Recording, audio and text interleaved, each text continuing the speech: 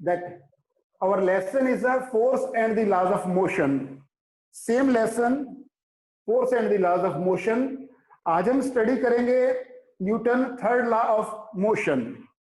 पहले स्टूडेंट्स हमने स्टडी किया था न्यूटन फर्स्ट लॉ को पढ़ा था, फर्स्ट लॉ, फिर हमने न्यूटन का सेकंड लॉ हमने पढ़ा था। आज हम न्यूटन का थर्ड लॉ हम स्टडी करेंगे। फर्स्ट लॉ में क्या था कि that if object is in the rest it will remain in the rest. ये तो फर्स्ट लॉ में था। कब तक वो रेस्ट में रहेगा या कब तक वो मोशन में रहेगा? जब तक उसके ऊपर कोई एक्सटर्नल फोर्स हम अप्लाई नहीं करते थे तब तक वो क्या करता है, ऑब्जेक्ट क्या रेस्ट में है तो रेस्ट में, मोशन में है तो मोशन में। वो क्या था, न्यूटन का फर्स्ट लॉ ऑफ मोशन, जिसको न्यूटन के फर्स्ट लॉ ऑफ मोशन को हम लॉ ऑफ इनर्शिया भी बोलते हैं। फिर हमने स्टडी किया था न्यूटन का second law, the rate of change of momentum is directly proportional to the applied force. हमने उसमें मैथमेटिकली उसको प्रूव भी किया था, F is equal to M into A। और इन दोनों लॉ की, फर्स्ट लॉ और सेकंड लॉ की हमने एप्लीकेशंस भी हमने की थी। और मैंने स्टूडेंट्स आपको बताया था कि एप्लीकेशंस का मीनिंग क्या है। एप्लीकेशंस का मीनिंग क्या है कि द डे टू डे अपनी लाइफ में जब हम उसको अप्लाई करते हैं तो उसको क्या करते हैं, that is called the applications. आज हम स्टडी करेंगे students Newton third law of motion. It is also very very important and it is used in our day to day life also, that its application also will study today. पहले student देखते हैं कि Newton का third law of motion क्या है। Newton का, according to Newton third law of motion, to every action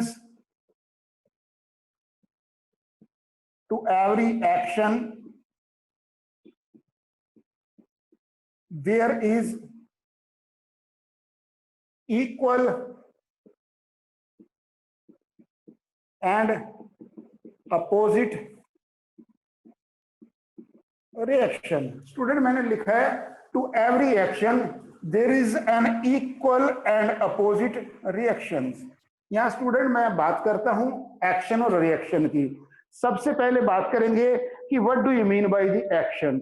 action क्या होता है और रिएक्शन क्या है, फिर हम न्यूटन के थर्ड लॉ के बारे में डिटेल में बात करेंगे। पहले एक्शन की बात करते हैं। व्हेन एन ऑब्जेक्ट, अगर मान लो कोई एक ऑब्जेक्ट है,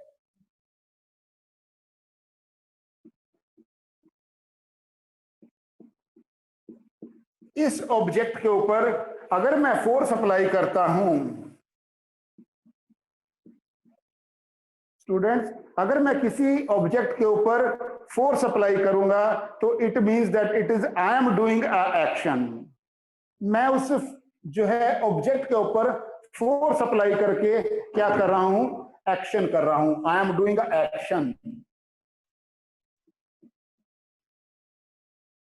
और उस बाद में क्या होगा कि वो जो मान लो उसके ऊपर फोर्स अप्लाई करने के बाद वो ऑब्जेक्ट क्या करती है, वो सेम जो है उसका, वो ऑब्जेक्ट जो है उसके अपोजिट जो है जो रिस्पॉन्ड करते हैं, that is called the reaction. That is called the reactions.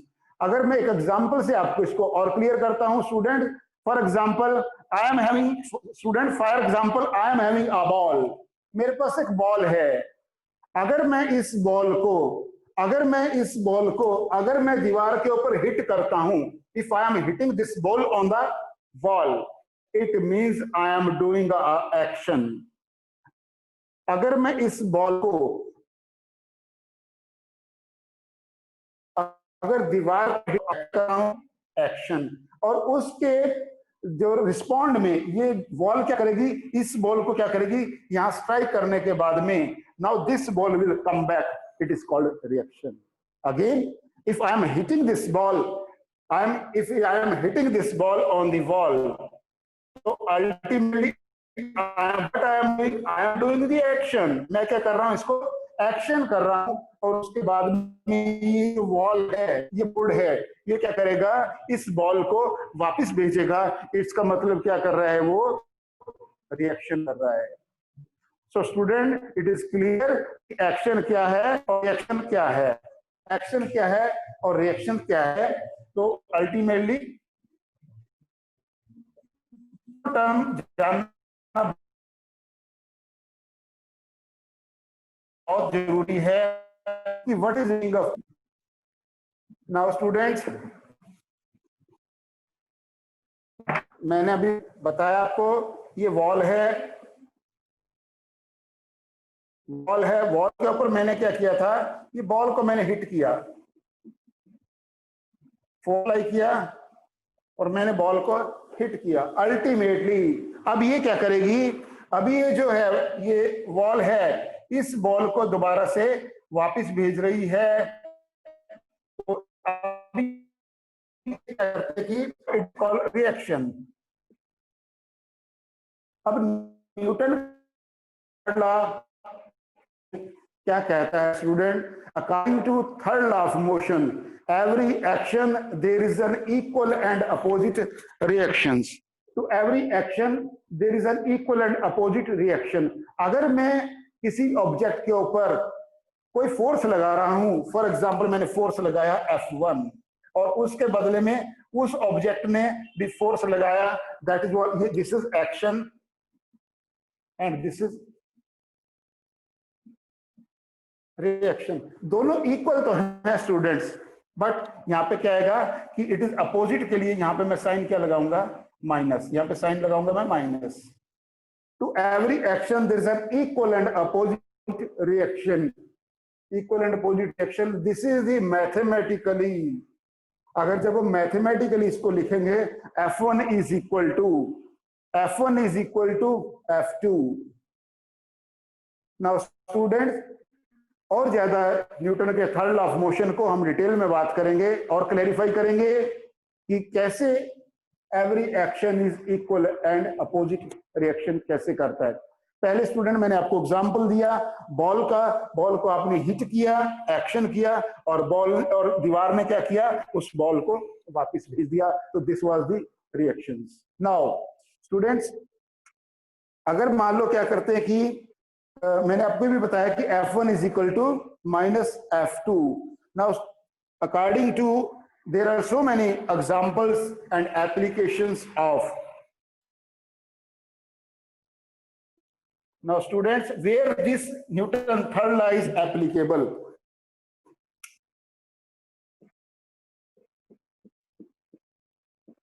Where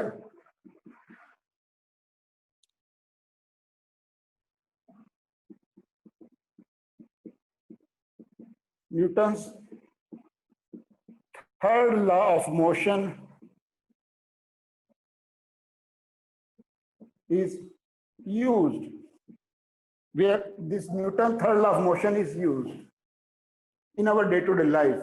question ये है कि थर्ड लॉ ऑफ मोशन हमारा कहां कहां पे यूज होता है।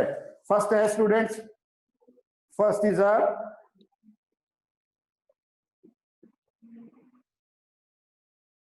How to walk. सेकंड मैंने लिखा है that is that when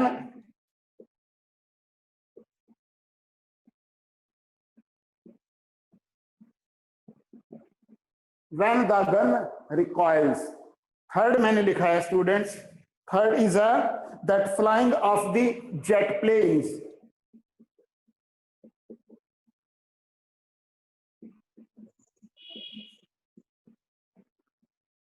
flying of jet planes और रॉकेट्स।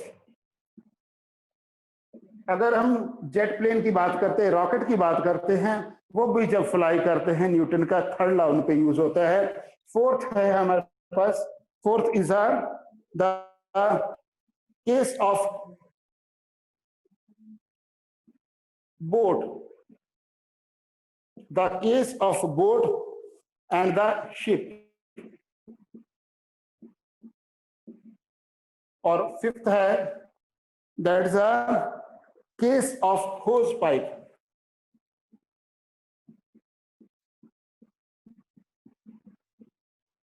और सिक्स्थ है students, that is the case of that horse, when the case of when horse pull the cart, horse pull the, और एक और भी स्टूडेंट 7th एक और भी ऐड कर सकते हैं कि when the swimmer swims। Question ये है हमारा कि where the Newton's third law of motion is used. Student मैंने 7 पॉइंट लिखे हैं, I have written the 7 points.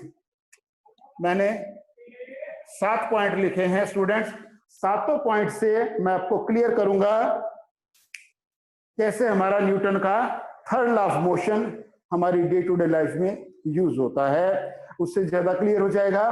But mathematically मैंने स्टूडेंट्स आपको बता दिया है, that is F1 is equal to minus F2। इसका जो मैथमेटिकली ये जो है this is as good as formula भी है, F1 is equal to minus F2। इसका हम यूज करेंगे स्टूडेंट। हमारा जो नेक्स्ट टॉपिक रहेगा the prove the conservation law of momentum mathematically, जो हमारा नेक्स्ट टॉपिक हम पढ़ेंगे उसमें हम इसको न्यूटन के थर्ड लॉ का जो ये है F1 is equal to minus F2 ये वहां पे यूज होगा।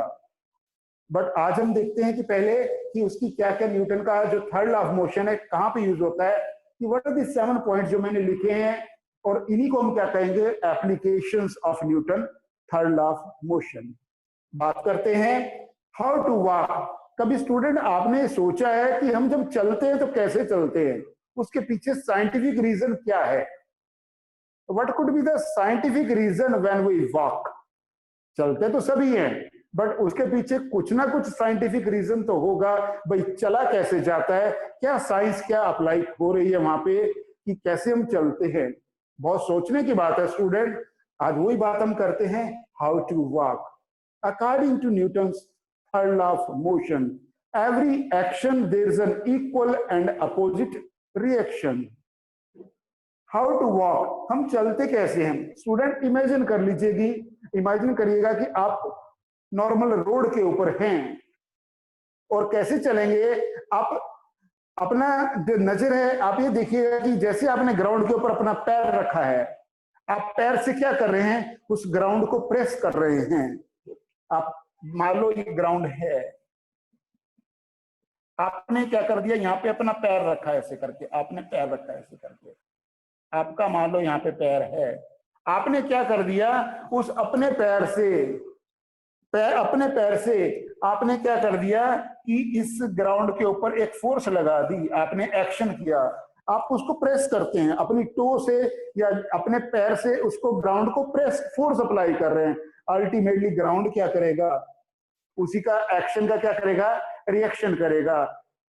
जैसे आप प्रेस करते हैं अपने पैर को, अपने पंजे को जैसे प्रेस करेंगे, आपने एक्शन किया, अल्टीमेटली ग्राउंड ने क्या किया, रिएक्शन किया और आपने एक स्टेप आगे ले लिया। अगेन बात करते हैं उसी पे थोड़ा सा और दोबारा से कि जैसे आप अपने पांव को स्टूडेंट्स आगे रखेंगे, आप क्या कर रहे हैं, एक्शन कर रहे हैं। सेम जो ग्राउंड है, ग्राउंड क्या कर रहा है, उसी का रिएक्शन कर रहा है, तो क्या करता है, we will be able to walk. First step is clear, indicate करता है कि यहाँ पे न्यूटन का जरूर थर्ड लॉ एप्लीकेबल हुआ है। It indicates, itself indicates that कि यहाँ पे न्यूटन का थर्ड लॉ ऑफ मोशन लगा है। क्योंकि क्या हुआ, आपने एक्शन किया ग्राउंड पे, आपके पैर ने एक्शन किया और अल्टीमेटली ग्राउंड ने क्या कर दिया, उसको रिएक्शन किया, and you are able to walk. Then this is the application, first application of Newton third law of motion.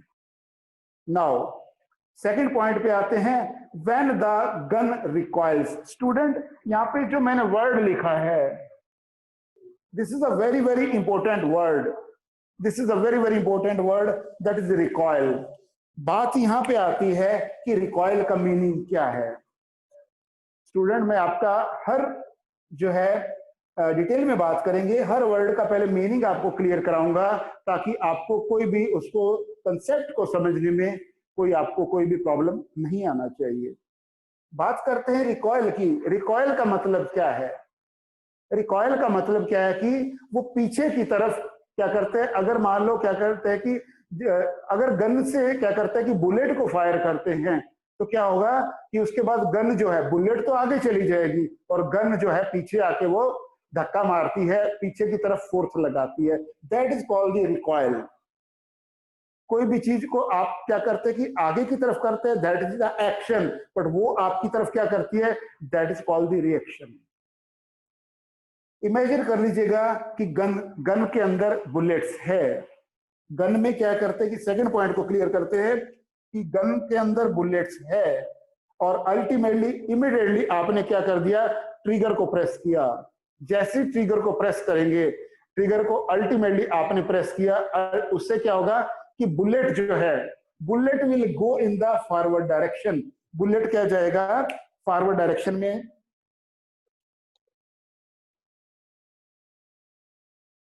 Second point को क्लियर करते हैं थोड़ा और डिटेल में कि बुलेट जो है, बुलेट स्टूडेंट फॉरवर्ड डायरेक्शन में जाता है और यहां पे स्टूडेंट जो गन है हमारा वो बैकवर्ड डायरेक्शन में आता है। This is action and this is reaction. This is action and this is reaction. Bullet ने एक्शन किया, बुलेट आगे चली गई और उसके बाद गन ने रिएक्शन किया, गन ने पीछे आके आपको हिट किया। गन ने आपको पीछे आके हिट किया तो गन ने क्या किया, रिएक्शन। तो स्टूडेंट हमारा जो है सेकंड जो पॉइंट है, फर्स्ट मैंने क्लियर किया, सेकंड पॉइंट क्या है, that is when the gun recoil. आपको क्लियर हो गया होगा कि यस, दोनों पॉइंट से how to walk and when the gun recoils. Student, now third point के ऊपर आते हैं, flying of the jet planes, flying of jet planes or rockets, flying of jet planes or the rocket. Third point है हमारा flying of rockets and jet planes. आपने कभी note किया है कि जो जेट प्लेन्स जब फ्लाई करते हैं, स्टूडेंट जब जेट प्लेन फ्लाई करते हैं, आपने कभी नोट किया है कि जब जेट प्लेन या रॉकेट को फ्लाई करते समय आप देखना कि जो रॉकेट है वो तो ऊपर की तरफ जाता है और जेट प्लेन भी ऊपर की तरफ जाते हैं, बट उनका जो स्मोक है और जहां से वो एग्जॉस्ट करते हैं तो वहां से क्या होता है कि वो जो हॉट गैसेस बाहर आती हैं, फ्यूल बर्न होता है, पहले क्या होता है उसमें फ्यूल बर्न होगा इंजन के अंदर और उसके बाद में हॉट गैसेस प्रोड्यूस होती हैं और वो हॉट गैसेस जैसे बाहर आती है, जितनी स्पीड से रॉकेट या जेट प्लेन्स आगे की तरफ मूव करेगा, उतने ही जो है फोर्स के साथ, उतनी फोर्स के साथ हमारा क्या हो रहा है कि वो जो हॉट गैसेस भी आउट हो रही हैं, बट अल्टीमेटली एक्शन और रिएक्शन इक्वल और अपोजिट होते हैं। बट उसी के इस पे क्या करते हैं हमारे जेट प्लेन्स, अगर बात करता हूं मैं जेट प्लेन्स की या मैं रॉकेट्स की बात करता हूं, they fly on the principle of jet planes or the rockets, they fly on the principle of, that is the Newton's third law of motion. चाहे जेट प्लेन है चाहे मैं रॉकेट की बात करता हूं, दोनों के दोनों न्यूटन्स के थर्ड लॉ ऑफ मोशन के ऊपर ही बेस्ड हैं, उसी के बेस पे वो फ्लाई करते हैं। Student third point is also clear, that might be also that, ये भी आपको क्लियर हो गया होगा थर्ड पॉइंट। बात करते हैं फोर्थ पॉइंट की, the case of boat and the ship. Student कभी आपने नोट किया है कि जब आप बोट से कभी ट्रेवल करते हैं तो होता क्या है कि जब आप बोट में ट्रेवल करते हैं और बोट एक जगह पे आ जाती है और आप उतरते हैं, उससे बोट से आप उतरेंगे तो अल्टीमेटली क्या होगा, जैसे आप बोट से उतरते हैं तो क्या होगा, बोट से उतरते समय आपने क्या किया, अपने पांव को जैसे आप क्या करते, आपका एक पांव तो बोट के अंदर है और आपका एक जो पांव आपका बाहर है, जैसे आप उतरेंगे अल्टीमेटली क्या होगा, आपने एक्शन किया और बोट क्या होगी, वो थोड़ा सा पीछे की तरफ मूव करती है। Ultimately every actions there is an equal and opposite reaction. बात करते हैं स्टूडेंट शिप के बारे में भी यहां मैंने लिखा है, शिप की जैसे ही मान लो सी में शिप भी जब शिप भी जैसे फ्लोट करते हैं, शिप फ्लोट करते हैं, वो भी क्या होगा कि मान लो जैसे वाटर को पीछे की तरफ क्या करता है, वाटर को वो बैकवर्ड जो है पीछे की तरफ पानी को फेंकेंगे, बट अल्टीमेटली तभी तो जो शिप है वो आगे की तरफ मूव करता है। यहां पर भी हमने देखा है कि फोर्थ केस में भी, in the case of boat and the ship. Boat की बात करते हैं स्टूडेंट कि बोट आपने देखा होगा, पैडल वाली बोट से लगा लीजिएगा एग्जांपल, और ज्यादा क्लियर करते हैं। अगर हम बोट की बात करते हैं, मान लो पैडल वाली बोट है, या करके दोनों क्या करता है कि वो हैंड्स में क्या करता है, जो हम चप्पू बोलते हैं उसको, दोनों क्या करते हैं स्टिक्स रहती है। अल्टीमेटली अगर उससे भी बात करें या पैडल वाली बोट की बात करें, जब हम बोट को पैडलिंग करते हैं, अल्टीमेटली पैडलिंग करते समय क्या करते हैं कि हम क्या कर रहे हैं, एक्शन कर रहे हैं। हम क्या कर रहे हैं, एक्शन कर रहे हैं। एक्शन का मतलब क्या है कि हम कर रहे हैं कि जो वाटर है उसको हम पीछे की तरफ पुश कर रहे हैं, बट बोट क्या होगा, रिएक्शन में अल्टीमेटली बोट यहाँ पे क्या होगा, बोट आगे की तरफ मूव करेगी। बोट के मूव करने में या शिप के मूव करने में न्यूटन का थर्ड लॉ एप्लीकेबल हुआ, every action there is an equal and opposite reaction. Fourth step student भी आपको क्लियर हो गया होगा। फिफ्थ पॉइंट की बात करते हैं, case of hose pipe. Student ये शायद नया वर्ड आपने सुना होगा, भाई होज पाइप क्या चीज है। आपने देखा होगा स्टूडेंट, जब भी फायर फाइटिंग वाले, मान लो कहीं पे अगर आग लग जाती है तो फायर फाइटिंग वालों को, फायर जो ब्रिगेड को बुलाया जाता है, इमीडिएटली द पीपल कम्स। जैसे हम क्या करते हैं, कहीं पे मान लो कोई एक्सीडेंट, ऐसा फायर का हजार्ड कोई एक्सीडेंट हो गया, immediately just we will give ring to the fire brigade. Fire brigade आ जाएंगे, उनके लोग भी आ जाएंगे, बट अभी क्या करेंगे, वो काम अपना स्टार्ट करेंगे कैसे उस फायर पे कंट्रोल करना है। कभी आप देखना, सिचुएशन देखना, वहां पे भी कैसे हमारी फिजिक्स यूज हो रहा है, न्यूटन का थर्ड लॉ ऑफ मोशन कैसे यूज हो रहा है। आप देखना, जैसे वो अपना जैसे वर्क स्टार्ट करते हैं फायर को बुझाने का, इमीडिएटली क्या करेंगे, उनके पास एक बहुत बड़ी मोटी सी क्या करते हैं, एक पाइप रहती है। पाइप क्या, जिसके अंदर वो वाटर को कनेक्ट कर देते हैं। उनके मशीन रहता है, मोटर रहेगी, और वो पानी, बहुत सारा पानी टैंकर में लेकर आते हैं। ऑलरेडी स्टोरेज कैपेसिटी उसकी फायर ब्रिगेड का जो मशीन होता है उसमें बहुत ज्यादा रहती है। अब अल्टीमेटली जैसे ही उसको ऑन करते हैं, तो वो स्टूडेंट जो हमारी उसकी जो पाइप है, that is a pipe, means broad pipe, एक ना बहुत जैसे पाइप है, रोल किया हुआ पाइप होता है, उसको ओपन कर लेते हैं, क्योंकि क्या करते हैं, फायर हो सकता है वो काफी डिस्टेंस पे हो, हाइट पे हो। तो अल्टीमेटली अब क्या करेंगे, एक जो फायरमैन है वो क्या करेगा, उसको आगे से उसको बड़े टाइटली उसको होल्ड करता है, उस पाइप को, उसको बहुत ना टाइटली उसको होल्ड कर लेगा, यहां से उसको होल्ड करेगा। अब क्या करते हैं यहां स्टूडेंट, आप इमेजिन करिएगा ये पानी है, पानी क्या करेगा, फॉरवर्ड डायरेक्शन में जाएगा, और क्या करते हैं कि जो है वो बॉल कहां जाएगी,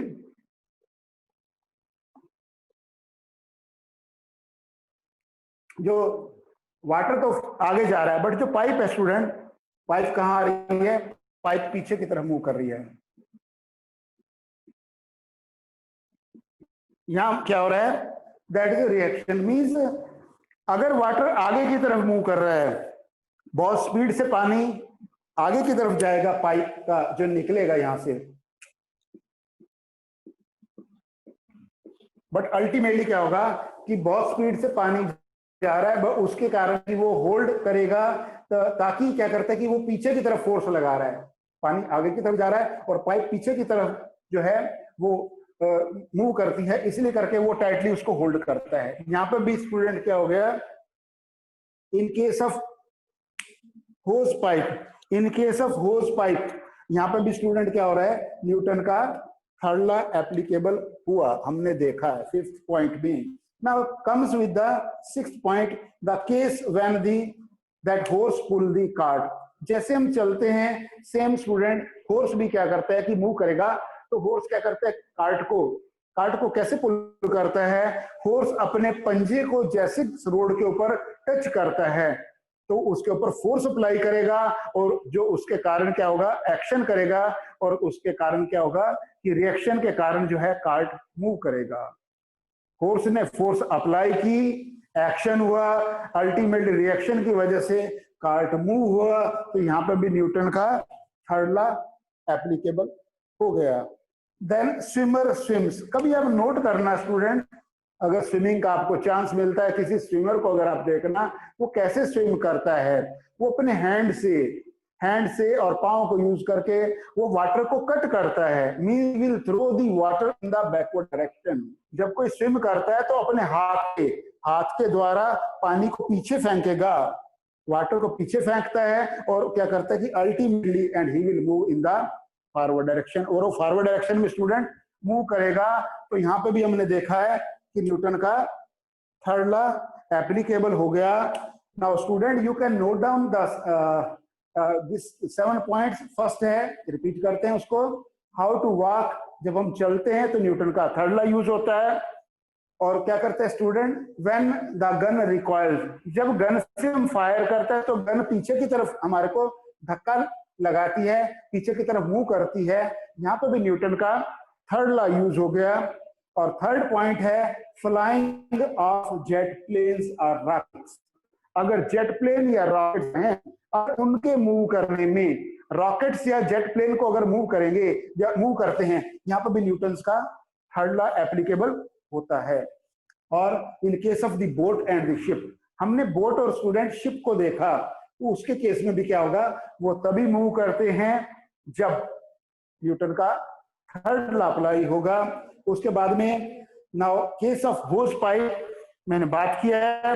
होज पाइप के केस में भी फायरमैन जो है वो क्या करता है कि जो बहुत टाइटली उसको पाइप को पकड़ लेता है, पानी बहुत स्पीड से आउट होगा और अल्टीमेटली पाइप पीछे की तरफ रिएक्शन करती है, इसलिए वो बहुत टाइटली होल्ड करता है फायरमैन। क्वेश्चन आता है स्टूडेंट एग्जाम में, it is a very very important question for NTSC and your exam also. Why the fireman holds tightly और फर्मली, दोनों वर्ड यूज होते हैं।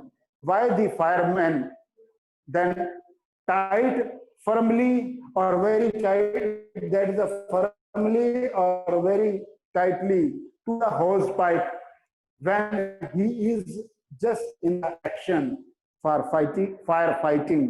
जब फायर फाइटिंग का एक्शन होगा तब क्यों होल्ड करता है बहुत टाइटली, ताकि वो फायर जो आपका पाइप है वो पीछे की तरफ वो धक्का ना मारे, इसी के कारण से वो काफी जो है टाइटली उसको होल्ड करता है। अब नाउ सिक्स्थ क्या था, the case of when horse pull the cart.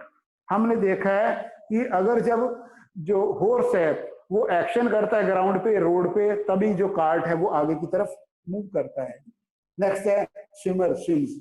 जब कोई तैरने वाला व्यक्ति कैसे तैरता है कि वाटर को पीछे की तरफ फेंकता है, कट करता है, और उसके बाद उसकी बॉडी आगे की तरफ जाती है। स्टूडेंट्स हमने आज स्टडी किया है न्यूटन का third law of motion, every action to every action there is an equal and opposite reactions.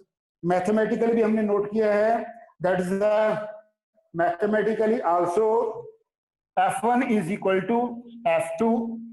और हमने पढ़ा है इसके बारे में, मैंने आपको बताया है कि हमने पढ़ा F1 is equal to minus F2। एक स्टूडेंट, मैं छोटा सा आपको एक एग्जांपल बता रहा हूं। मेरे पास एक बैलून है,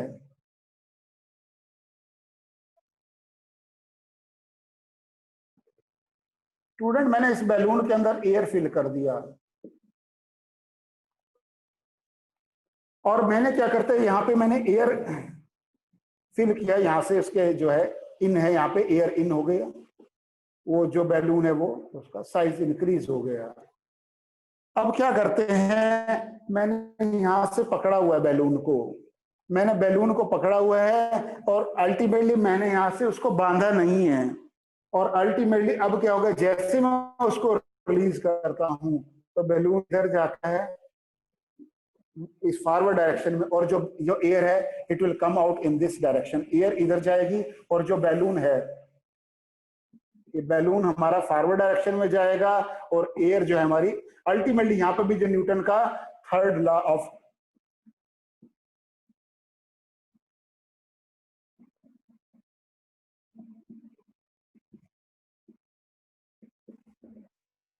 यहां पर भी स्टूडेंट न्यूटन का third law of motion applicable हुआ।